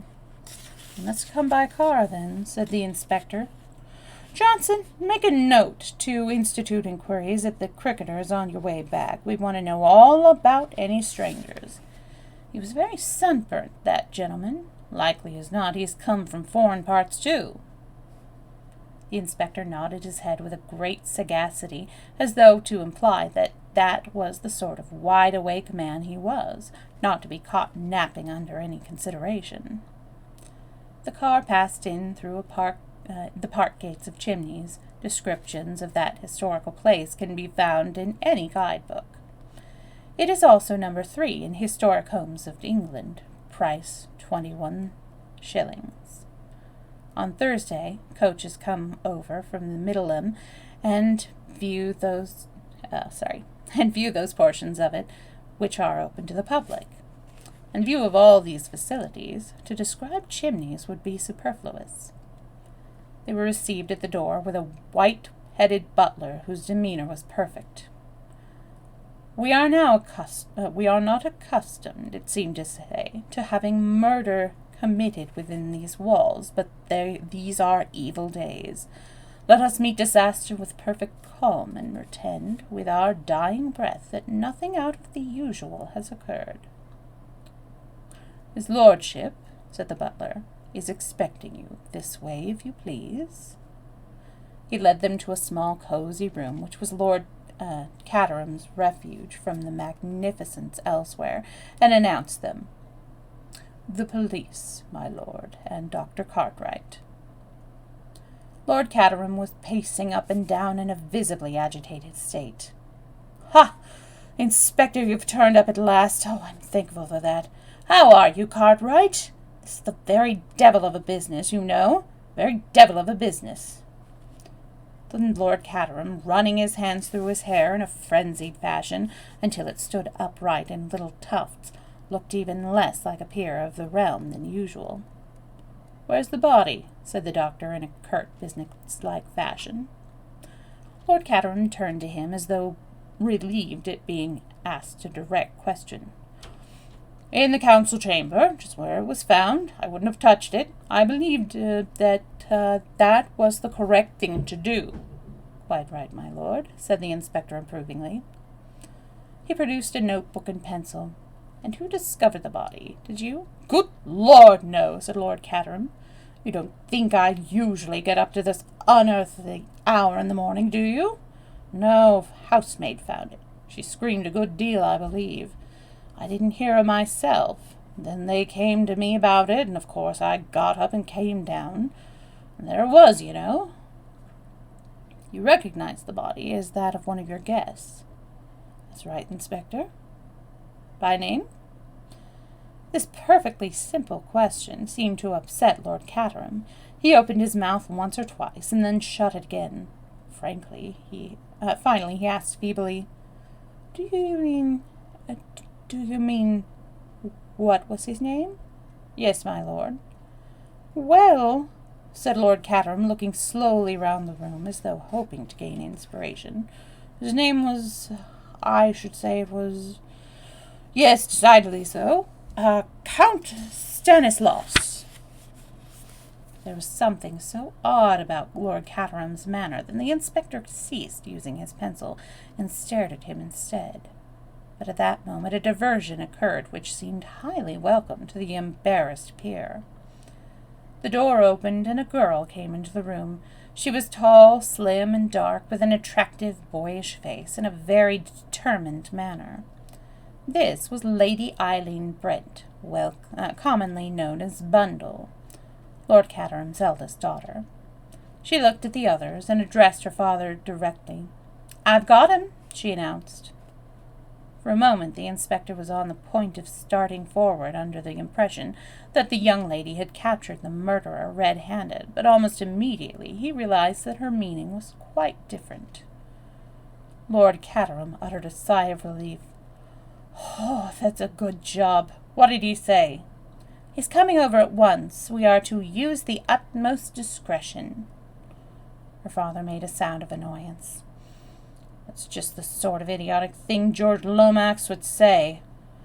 However, once he comes, I shall wash my hands of the whole affair. He appeared to cheer up a little at the prospect. And the name of the murdered man was Count Stanislaus? Queried the doctor. A lightning glance passed between father and daughter, and then the former said with some dignity, Certainly, I said so just now. I asked because you didn't seem quite sure about it before, explained Cartwright. There was a faint twinkle in his eyes, and Lord Caterham looked at him reproachfully. I'll take you to council chamber, he said more briskly. They followed him, the inspector bringing up the rear, and darting sharp glances all round him as he went, much as though he expected to find a clue in a picture frame or behind a door. Lord Caterham took a key from his pocket and unlocked a door, flinging it open. They all passed into a big room panelled in oak, with 3 French windows giving on the terrace. There was a long refectory table and a good many oak chests and some beautiful old chairs. On the walls were various paintings of dead and gone Caterhams and others. Near the left-hand wall, about halfway between the door and the window, a man was lying on his back, his arms flung wide. Dr. Cartwright went over and knelt down by the body. The inspector strode across to the windows and examined them in turn. The center one was closed, but not fastened. On the step outside were footprints leading up to the window and a second set going away again. Clear enough, said the inspector with a nod. But there ought to be footprints on the inside as well. They'd show up plain on any parquet floor. I think I can explain that, interposed Bundle. The housemaid had polished half the floor this morning before she saw the body. You see, it was dark when she came in here. She went straight across to the windows, drew the curtains, and began on the floor. It naturally didn't see the body, which is hidden from that side of the room by the table. She didn't see it until she came right on top of it. The inspector nodded. Well, said Lord Caterham, eager to escape, I'll leave you there, Inspector. You'll be able to find me if you want me, but Mr. George Lomax is coming over from Wyvern Abbey shortly, and will be able to tell you far more than I could. It's his business, really. I can't explain, but he will when he comes. Lord Caterham beat a precipitate retreat without waiting for a reply. Too bad of Lomax, he exclaimed. Letting me in for this. What's the matter, Treadwell? The white-haired butler was hovering deferentially at his elbow. I've taken the liberty, my lord, of advancing the breakfast hour as far as you are concerned. Everything is ready in the dining-room. I don't suppose for a minute I can eat anything, said Lord Caterham gloomily, turning his footsteps in that direction. Not for a moment. Bundle slipped her hand through his arm, and they entered the dining-room together. On the sideboard were half a score of heavy silver dishes, ingeniously kept hot by patent arrangements. Omelette, said Lord Caterham, lifting each lid in turn. Eggs and bacon, kidney, devilled bird, haddock, cold ham, cold pheasants. I don't like any of those things, Treadwell. Ask the cook to poach me an egg, will you? Very good, my lord. Treadwell withdrew. Lord Caterham, in absent-minded fashion, helped himself plentifully to kidneys and bacon, poured himself out a cup of coffee, and sat down at the long table. Bundle was already busy with a plateful of eggs and bacon. I'm damned hungry, said Bundle with her mouth full. It must be the excitement. Very well for you, complained her father. You young people like excitement, but I'm in a very delicate state of health. Avoid all worry, that's what Sir Abner Willis said. Avoid all worry. So easy for a man sitting in his consulting room in Harley Street to say that. How can I avoid worry when that ass Lomax hands me with a thing like this? I ought to have been firm at the time. I ought to have put my foot down. With a sad shake of the head, Lord Caterham rose and carved himself a plate of ham. Carter's has certainly done it this time, observed Bundle cheerfully. He was almost incoherent over the telephone. He'd be here in a minute or two, spluttering 19 to the dozen about discretion and hushing it up. Lord Caterham groaned at the prospect. Was he up? He asked. He told me, replied Bundle, that he had been up and dictating letters and memoranda ever since 7 o'clock. Proud of it, too, remarked her father. Extraordinarily selfish, these public men. They make their wretched secretaries go up at the most unearthly hours in order to dictate rubbish to them. If a law was passed compelling them to stop in bed until 11, what a benefit it would be to the nation. I wouldn't mind so much if they didn't talk about balderdash. Lomax is always talking to me about my position, as if I had any. Who wants to be a peer nowadays? Nobody, said Bundle. They'd much rather keep a prosperous public house. Treadwell reappeared silently with 2 poached eggs in a little silver dish, which he placed on the table in front of Lord Caterham. "What's that, Treadwell?" said the latter, looking at him with faint distaste. "Poached eggs, my lord." "I hate poached eggs," said Lord Caterham peevishly. "They're so insipid. I don't like to look at them even. Take them away, will you, Treadwell?" "Very good, my lord." Treadwell and the poached eggs withdrew as silently as they came.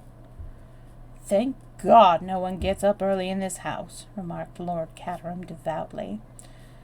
"We shall have to break this to them when they do, I suppose." He sighed. "I wonder who murdered him," said Bundle, "and why?" "That's not our business, thank goodness," said Lord Caterham. "That's for the police to find out. Not that Badgeworthy will ever find anything. On the whole, I rather hope it was Norsestein, meaning the old British syndicate." "Why should Mr. Isaacstein murder him when he'd come down here on purpose to meet him?" "High finance," said Lord Caterham vaguely. "And that reminds me, I shouldn't be at all surprised if Isaacstein wasn't an early riser. He may blow in upon us at any minute. It's a habit in the city. I believe that, however rich you are, you always catch the 9:17. The sound of a motor being driven at great speed was heard through the open window. "Cottars," cried Bundle. Father and daughter leaned out of the window and hailed the occupant of the car as it drew up before the entrance. "In here, my dear fellow, in here!" cried Lord Caterham. "Oh, I was doing that in my Bundle's voice. "In here, my dear fellow, in here!" cried Lord Caterham, hastily swallowing his mouthful of ham. George had no intention of climbing in through the window. He disappeared through the front door and reappeared ushered in by Treadwell, who withdrew at once. "Have some breakfast," said Lord Caterham, shaking him by the hand. "What about a kidney?" George waved the kidney aside impatiently. "It's a terrible calamity, terrible, terrible." "It is indeed. Some haddock?" "No, no. It must be hushed up. At all costs it must be hushed up." As Bundle had prophesied, George began to sputter. "I understand your feelings," said Lord Caterham sympathetically. "Try an egg and bacon, or some haddock." "Totally unforeseen contingency. National calamity. Concessions jeopardized." "Take time," said Lord Caterham, "and take some food. What you need is some food to put you together. Poached eggs now? There were some poached eggs here a minute or two ago."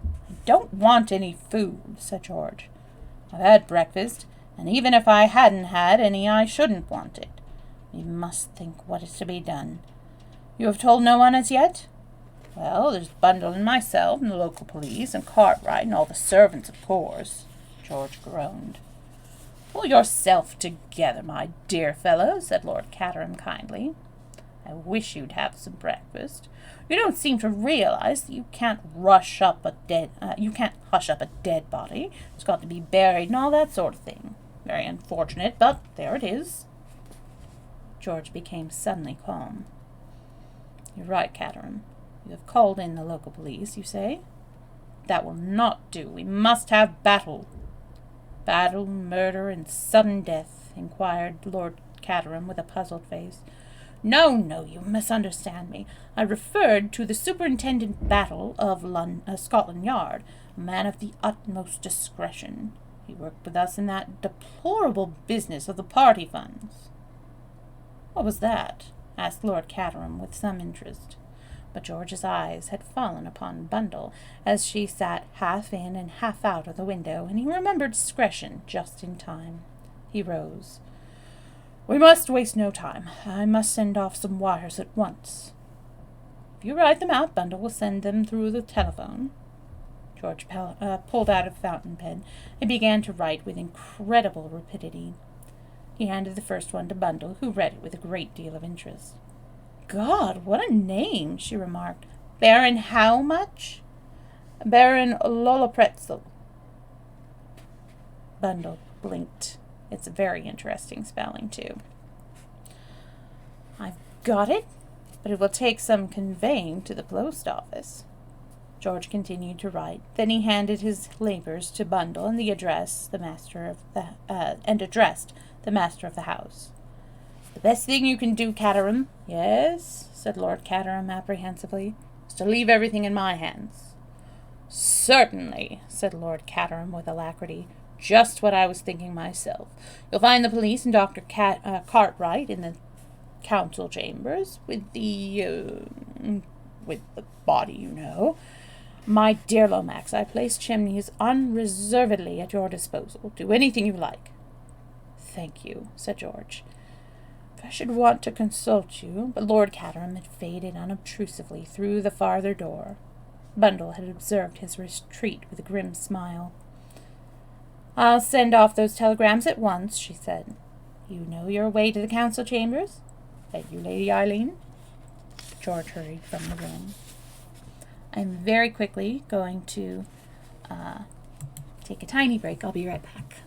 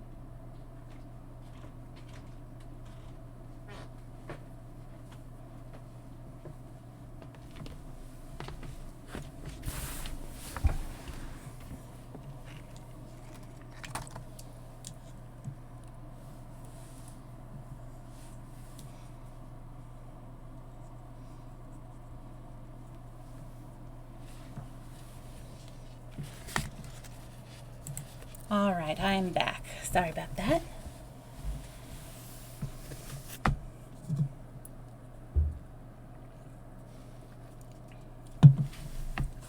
Chapter 11. Superintendent Battle arrives. So apprehensive was Lord Caterham of being consulted by George that he spent the whole morning making a tour of his estate. Only the pangs of hunger drew him homeward. He also reflected that by now the worst would surely be over. He sneaked into the house quietly by a small side door. From there he slipped neatly into his sanctum. He flattered himself that his entrance had not been observed, but there he was mistaken. Watchful Treadwell let nothing escape him. He presented himself at the door. "You'll excuse me, my lord." "What is it, Treadwell?" "Mr. Lomax, my lord, is anxious to see you in the library as soon as you return." By this delicate method, Treadwell conveyed that Lord Caterham had not yet returned unless he chose to say so. Lord Caterham sighed and then rose. "I suppose it will have to be done sooner or later. In the library, you say?" "Yes, my lord." Sighing again, Lord Caterham crossed the wide spaces of his ancestral home and reached the library door. The door was locked. As he rattled the handle, it was unlocked from inside, opened a little ways, and the face of George Lomax appeared, peering out suspiciously. His hand changed when he saw who it was. Face changed. "Ah, Lord Caterham, come in. We were just wondering what had become of you." Murmuring something vague about duties on the estate, repairs for tenants, Lord Caterham sidled in apologetically. There were two other men in the room. One was Colonel Melrose, the chief constable. The other was a square-built, middle-aged man with a face so singularly devoid of expression as to be quite remarkable. "Superintendent Battle arrived half an hour ago," explained George. "He has been round with Inspector Badgeworthy and seen Dr. Cartwright, and now wants a few facts from us." They all sat down, after Lord Caterham had greeted Melrose and acknowledged his introduction to Superintendent Battle.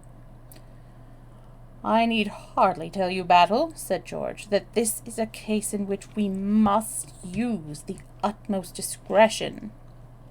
The superintendent nodded in an offhand manner that rather took Lord Caterham's fancy. "It will be all right, Mr. Lomax, but no concealments from us. I understand that the dead gentleman was called Count Stanislaus, at least that is what is the name by which the household knew him. Now, was that his real name?" "It was not." "What was his real name?" "Prince Michael of Czechoslovakia." Battle's eyes opened just a trifle. Otherwise he gave no sign.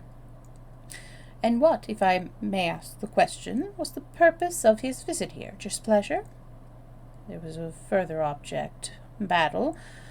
All this in the strictest confidence, of course." Yes, Mr. Lomax." "Colonel Melrose?"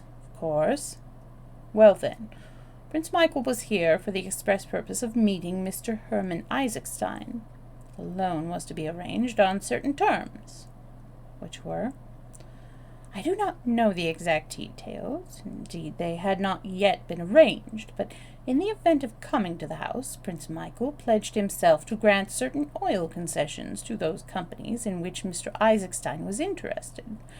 The British government was prepared to support the claim of Prince Michael to the throne in view of his pronounced British sympathies." "Well," said Superintendent Battle, "I don't suppose I need go further into it than that. Prince Michael wanted the money, Mr. Eisenstein wanted oil, and the British government was ready to do the heavy father. Just one question. Was anyone else after those concessions? I believe an American group of financiers had made overtures to His Highness." "And been turned down, eh?" But George refused to be drawn. "Prince Michael's sympathies were entirely pro-British," he repeated. Superintendent Battle did not press the point. "Lord Caterham, I understand that this is what occurred yesterday. You met Prince Michael in town, and journeyed down here in company with him. The prince was accompanied by his valet, a Czechoslovakian named Boris Auchenkopf. Or Auchenkopf? Yeah, Auchenkopf. But his esquire, Captain Andrassy, remained in town. The prince, on arriving, declared himself greatly fatigued and retired to the apartments set aside for him. Dinner was served to him there, and he did not meet the other members of the house party. Is that correct?" "Quite correct." "This morning a housemaid discovered the body at approximately 7:45. Dr. Cartwright examined the dead man and found that death was the result of a bullet fired from a revolver. No revolver was found, and no one in the house seemed to have heard the shot. On the other hand, the dead man's wristwatch was smashed by the fall and marks the crime as having been committed at exactly 11:45. Now, what time did you retire to bed last night?" "We went early. Somehow or other the party didn't seem to go, if you know what I mean." "Superintendent, We went about 10:30, I should say. Thank you. Now I will ask you, Lord Caterham, to give me a description of all the people staying in the house. But excuse me, I thought the fellow who did it came from the outside. Superintendent Battle smiled. I dare say he did. But all the same, I've got to know who was in the house. Matter of routine, you know. Well, there was Prince Michael and his valet and Mr. Herman Isaacstein. You know all about them. Then there was Mr. Eversley, who works in my department, put in George condescendingly, and who was acquainted with the real reason of Prince Michael's being here. No, I should not say that, replied George weightily. Doubtless he realized that something was in the wind, but I do not think it necessary to take him fully into my confidence. I see. Will you go on, Lord Caterham? Let me see, there was Mr. Hiram Fish. Who is Mr. Hiram Fish? Mr. Fish is an American. He brought over a letter of introduction from Mr. Lucius Gott. You've heard of Lucius Gott? Superintendent Battle smiled acknowledgment. Who had not heard of Lucius C. Gott, the multimillionaire? He was especially anxious to see my first editions. Mr. Gott's collection is, of course, unequaled, but I've got some special treasures myself. This Mr. Fish was an enthusiast. Mr. Lomax had suggested that I ask one or two extra people down here this weekend to make things more natural, so I took the opportunity of asking Mr. Fish. That finishes the men. As for the ladies, there are only Mrs. Revell, and I expect she brought a maid or something like that. Then there was my daughter, and of course the children and their nurses and governesses and all the servants. Lord Caterham paused and took a breath. Thank you, said the detective. A mere matter of routine, but necessary as such. There is no doubt, I suppose, asked George ponderously, the murder entered by the window? Battle paused for a minute before replying slowly. There were footsteps leading up to the window and footsteps leading away from it. The car stopped outside the park at 11:40 last night. At 12 o'clock, a young man arrived at the Jolly Cricketers in a car and engaged a room.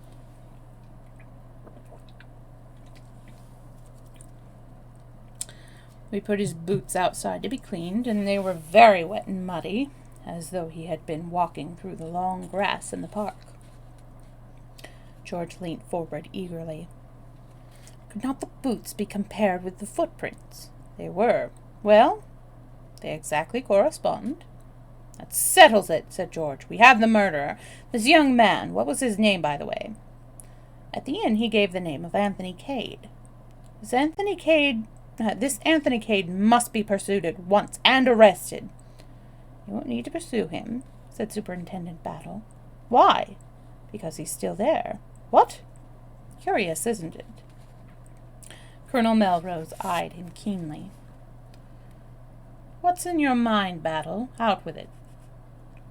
I just say it's curious, that's all. He's a young man who ought to cut and run, but he doesn't cut and run. He stays here and gives us every felicity for comparing footmarks. What do you think, then? I don't know what to think, and that's a very disturbing state of mind. Do you imagine, began Colonel Melrose, but broke off as a discreet knock came to the door. George rose and went to it. Treadwell, inwardly suffering from having a knock at doors in this low fashion, stood dignified upon the threshold, and addressed his master.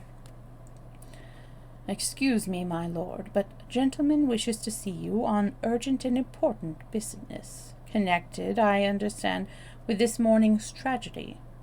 What's his name? Said Battle suddenly. His name, sir, is Mr. Anthony Cade, but he said it wouldn't convey anything to anybody. It seemed to convey something to the four men present. They all sat up in varying degrees of astonishment. Lord Caterham began to chuckle. I'm really beginning to enjoy myself. Show him in, Treadwell. Show him in at once. Chapter 12. Anthony tells his story. Mr. Anthony Cade, announced Treadwell. Enter suspicious stranger from village inn, said Anthony. He made his way towards Lord Caterham with a kind of instinct rare in strangers. At the same time he summed up the other 3 men in his own mind thus: 1. Scotland Yard. 2. Local dignitary, probably chief constable. 3. Harassed gentleman on the verge of apoplexy, possibly connected with the government. I must apologize, continued Anthony, still addressing Lord Caterham, for forcing my way in like this, but it was rumoured round the Jolly Dog, or whatever the name of your local pub may be, that you had had a murder up here, and as I thought I might be able to throw some light upon it, I came along. For a moment or two no one spoke. Superintendent Battle, because he was a man of ripe experience, who knew how infinitely better it was to let everyone else speak, if they could be persuaded upon to do so. Colonel Melrose, because he was habitually taciturn. George, because he was in the habit of having notice given to him of the question. Lord Caterham, because he had not the least idea of what to say. The silence of the other 3, however, and the fact that he had been directly addressed, finally forced speech upon the last name. Quite so, he said nervously. Won't you, sit down? Thank you, said Anthony. George cleared his throat portentously. When you say you can throw light upon this matter, you mean... I mean, said Anthony, that I was trespassing upon Lord Caterham's property, for which I hope he will forgive me, last night at about 11:45, and that I actually heard the shot fired. I can at any rate fix the time of the crime for you. He looked round at the 3 in turn, his eyes resting longest on Superintendent Battle, the impassivity of whose face he seemed to appreciate. But I hardly think that that's news to you, he added gently. Meaning by that, Mr. Cade? Asked Battle. Just this. I put on shoes when I got up this morning. Later, when I asked for my boots, I couldn't have them. Some nice young constable had called round for them. So I naturally put 2 and 2 together and hurried up here to clear my character if possible. Very sensible move, said Battle noncommittally. Anthony's eyes twinkled a little. I appreciate your reticence, Inspector. It is Inspector, isn't it? Lord Caterham interposed. He was beginning to take a fancy to Anthony. Superintendent Battle of Scotland Yard, this is Colonel Melrose, our chief constable, and Mr. Lomax. Anthony looked sharply at George. Mr. George Lomax. Yes? I think, Mr. Lomax, said Anthony, that I had the pleasure of receiving a letter from you yesterday. George stared at him. I think not, he said coldly. But he wished that Miss Oscar were here. Miss Oscar wrote all his letters for him, and he remembered who they were, too, and what they were about. A great man like George could not possibly remember all these annoying details. I think, Mr. Cade, he hinted, that you were about to give us some explanation of what you were doing in the grounds last night at 11:45? Yes, Mr. Cade. What were you doing? Said Lord Caterham with lively interest. Well, said Anthony regretfully, I'm afraid it's rather a long story. He drew out his cigarette case. May I? Lord Caterham nodded, and Anthony lit a cigarette and braced himself for the ordeal. He was aware, none better, of the peril in which he stood. In the short space of 24 hours he had become embroiled in 2 separate crimes. His actions in connection with the first would not bear looking into for a second. After deliberately disposing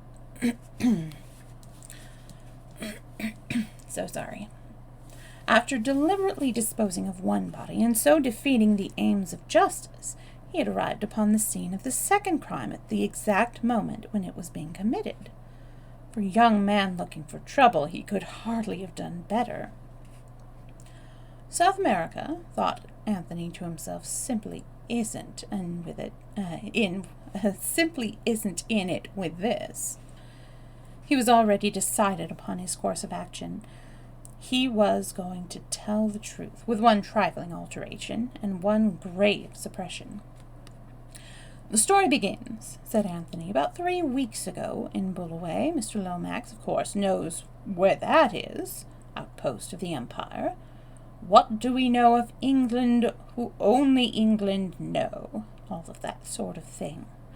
I was conversing with a friend of mine, Mr. James McGrath." He brought out the name slowly, with a thoughtful eye on George. George bounded in his seat and repressed an exclamation with difficulty. "The upshot of our conversation was that I came to England to carry out a little commission for Mr. McGrath, who was unable to go himself. Since the passage was booked in his name, I travelled as James McGrath. I don't know what particular kind of offence that was. The superintendent can tell me, I dare say, and run me in for so many months hard if necessary." "We'll get on with the story, if you please," said Battle, but his eyes twinkled a little. "On arrival in London, I went to the Blitz Hotel, still as James McGrath. My business in London was to deliver a certain manuscript to a firm of publishers, but almost immediately I received deputations from the representatives of 2 political parties of a foreign kingdom. The methods of one were strictly constitutional, the methods of the other were not. I dealt with them both accordingly, but my troubles were not over. That night my room was broken into, and an attempt at burglary was made by one of the waiters at the hotel." "It was not reported to the police, I think," said Superintendent Battle. "You are right, it was not. Nothing was taken, you see, but I did report the occurrence to the manager of the hotel, and he will confirm my story and tell you that the waiter in question decamped rather abruptly in the middle of the night.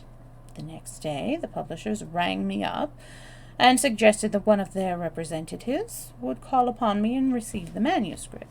I agreed to this, and the arrangement was duly carried out on the following mornings.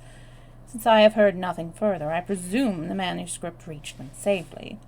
Yesterday, still as James McGrath, I received a letter from Mr. Lomax." Anthony paused. He was by now beginning to enjoy himself. George shifted uneasily. "I remember," he murmured. "Such a large correspondence, the name, of course, being different. I could not have expected to know, and I may say," George's voice rose a little, firm in assurance of moral stability, "that I consider this masquerading as another man in the highest degree improper. I have no doubt whatever, that you have incurred a severe legal penalty." "In this letter," continued Anthony unmoved, "Mr. Lomax had various suggestions concerning the manuscript in my charge. He also extended an invitation to me from Lord Caterham to join the house party here." "Delighted to see you, my dear fellow," said the nobleman. "Better late than never, eh?" George frowned at him. Superintendent Battle bent an unmoved eye upon Anthony. "And is that your explanation of your presence here last night, sir?" he asked. "Certainly not," said Anthony warmly. "When I am asked to stay at a country house, I don't scale the wall at night and tramp across the park and try the downstairs windows. I drive up to the front door, ring the bell, and wipe my feet on the mat. I will proceed. I replied to Mr. Lomax's letter explaining that the manuscript had been passed out of my keeping, and therefore regretfully declining Lord Caterham's kind invitation. But after I had done so, I remembered something which had up till then escaped my memory." He paused. The moment had come for skating over thin ice. "I must tell you that in my struggle with the waiter Giuseppe, I had wrested from him a bit of paper with some words scribbled on it. They had conveyed nothing to me at the time, but I still had them, and the mention of Chimneys recalled them to me. I got the torn scrap out and looked at it. It was as I had thought. There is the piece of paper, and here is the piece of paper, gentlemen. You can see for yourself. The words on it are Chimneys, 11:45, Thursday. Battle examined the paper attentively. Of course, continued Anthony, the word chimneys might have nothing whatsoever to do with this house. On the other hand, it might. And undoubtedly this Giuseppe was a thieving rascal. I made up my mind to motor down here last night, satisfy myself that all was as it should be, put up at the inn, and call upon Lord Caterham in the morning and put him on his guard in case some mischief should be intended during the weekend. Quite so, said Lord Caterham encouragingly. Quite so. I was late getting here. He had not been allowed enough time. Consequently, I stopped the car, climbed over the wall, and ran across the park. When I arrived on the terrace, the whole house was dark and silent. I was just turning away when I heard a shot. I fancied that it came from inside the house, and I ran back, crossed the terrace, and tried the windows. But they were fastened, and there was no way of any kind from inside, and there was no sound of any kind from inside the house. I waited a while, but the whole place was as still as the grave, so I made up my mind that I had made a mistake, and that what I had heard was a stray poacher. Quite natural conclusion to come to under the circumstances, I think. Quite natural, said Superintendent Battle expressionlessly. I went on to the inn, put up as I said, and heard the news this morning. I realized, of course, that I was a suspicious character, bound to be under the circumstances, and came up here to tell my story, hoping it wasn't going to be handcuffs for one. There was a pause. Colonel Melrose looked sideways at Superintendent Battle. I think the story seems clear enough, he remarked. Yes, said Battle. I don't think we'll be handing out any handcuffs this morning. Any questions, Battle? There's one thing I'd like to know. What was this manuscript? He looked across at George, and the latter replied with a trace of unwillingness. The memoirs of the late Count Stiltbridge. You see, we needn't say anything more, said Battle. I see perfectly. He turned to Anthony. Do you know who it was that shot Mr. Cade? The jolly dog. It was understood to be a Count Stanislaus or some such name. Oh, who it was that was shot. Tell him, said Battle laconically to George Lomax. George was clearly reluctant, but he was forced to speak. The gentleman who was staying here incognito as Count Stanislaus was His Royal Highness Prince Michael of Czechoslovakia. Anthony whistled. Ooh, that must be deuced awkward, he remarked. Superintendent Battle, who had been watching Anthony closely, gave a short grunt as though satisfied with something, and rose abruptly to his feet. There are one or two questions I'd like to ask Mr. Cade, he announced. I'll take him into the council chamber with me, if I may. Certainly, said Lord Caterham. Take him anywhere you like. Anthony and the detective went out together. The body had been moved from the scene of the tragedy. There was a dark stain on the floor where it had lain, but otherwise there was nothing to suggest that a tragedy had ever occurred. The sun poured in through the 3 windows, flooding the room with light and bringing out the mellow tones of the old paneling. Anthony looked round him with approval. Very nice, he commented. Nothing much to beat old England, is there? Did it seem to you at first that it was in this room the shot was fired? Asked the superintendent, not replying to Anthony's eulogium. Eulogium? I think it's eulogian. Let me see. Anthony opened the window and went out to the terrace, looking up at the house. Yes, that's the room all right, he said. It's built out and occupies all the corner. If the shot had been fired anywhere else, it would have sounded from the left, but this was from behind me, or to the right, if anything. That's why I thought of poachers. It's at the extremity of the wing, you see. He stepped back across the threshold and asked suddenly, as though the idea had just struck him. "But why do you ask? You know he was shot here, don't you?" "Ah," said the superintendent. "We never know as much as we'd like to know. But yes, he was shot here, all right. Now, you said something about trying the windows, didn't you?" "Yes, they were fastened from the inside." "How many of them did you try?" "All 3 of them." "Sure of that, sir?" "I'm in the habit of being sure. Why do you ask?" "It's a funny thing," said the superintendent. "What's a funny thing?" "When the crime was discovered this morning, the middle one was open, not latched, that is to say." "Whew," said Anthony, sinking down on the window seat and taking out his cigarette lighter. "It's rather a blow. That opens up quite a different aspect of the case. Leaves us 2 alternatives. Either he was killed by someone in the house, and that someone unlatched the window after I had gone to make it look like an outside job, incidentally with me as little Willie. Or else, not to mince matters, I'm lying. I dare say you incline to the second possibility, but upon my honor you're wrong.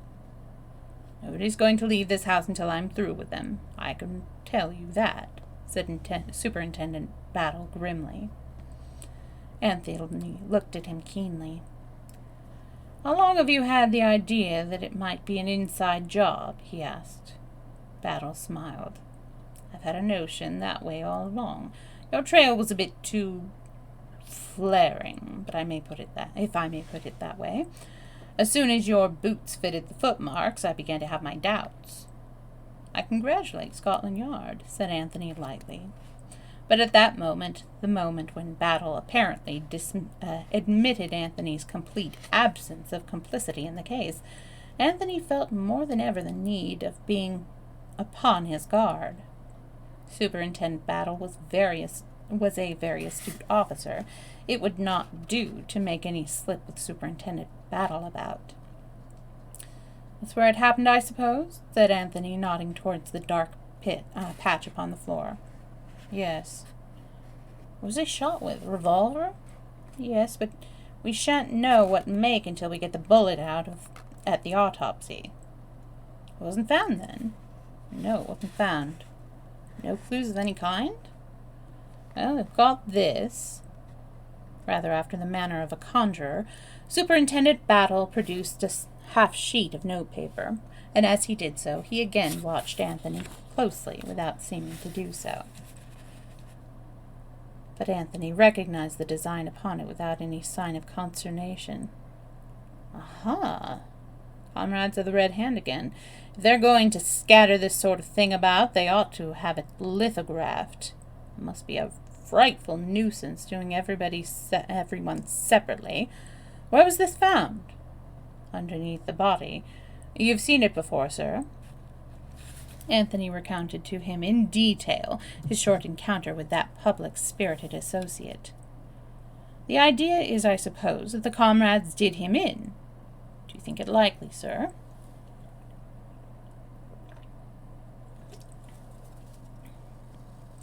"Well, it would be in keeping with their propaganda.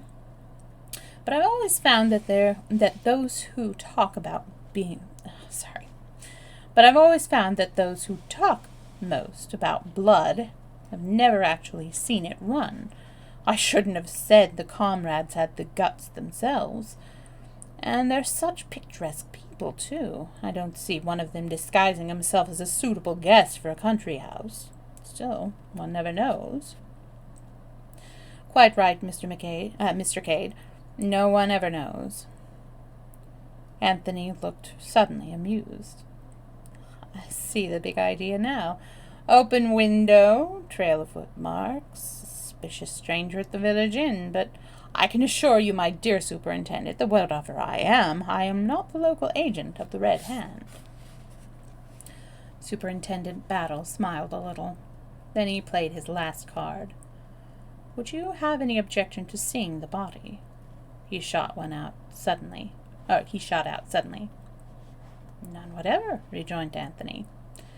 Battle took a key from his pocket and, preceding Anthony down the corridor, paused at a door and unlocked it. It was one of the smaller drawing rooms. The body lay on a table covered with a sheet. Superintendent Battle waited until Anthony was beside him, and then whisked away the sheet suddenly.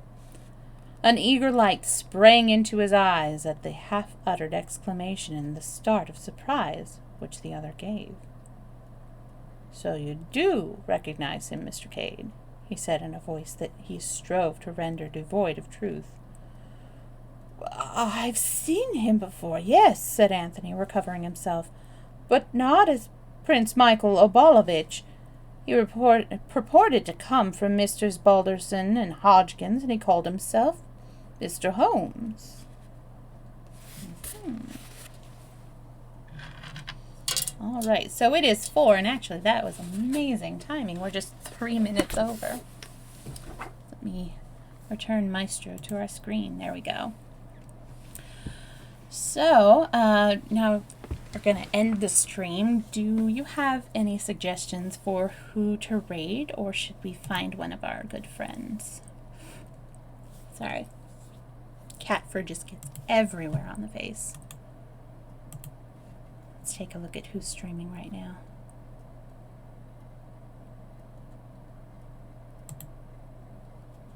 Oh, hang on a second. There we go. All right. So we have Lorphy. Oh, we have Leah Sunshine. We're going to raid Leah. Actually, it's tempting to raid UK, but I have not raided Leah in a while. She also does a little bit of story time. She usually ends her streams with a little bit of, like, a short story or something like that. So, yes, this is who we are going to raid. So thank you once again for hanging out with me. Corel, you are amazing. You are a fabulous person, a fabulous mod, and I really appreciate you. So, yeah, Sunshine. Here we go. Yep, spelled it correctly.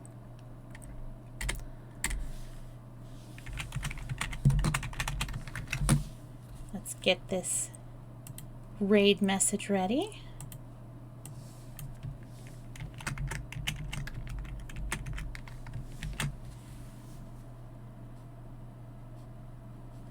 Come on and close that thing. All right. Bye. Have a good rest of your day. I'll see you tomorrow, hopefully. If not, have the great rest of your weekend.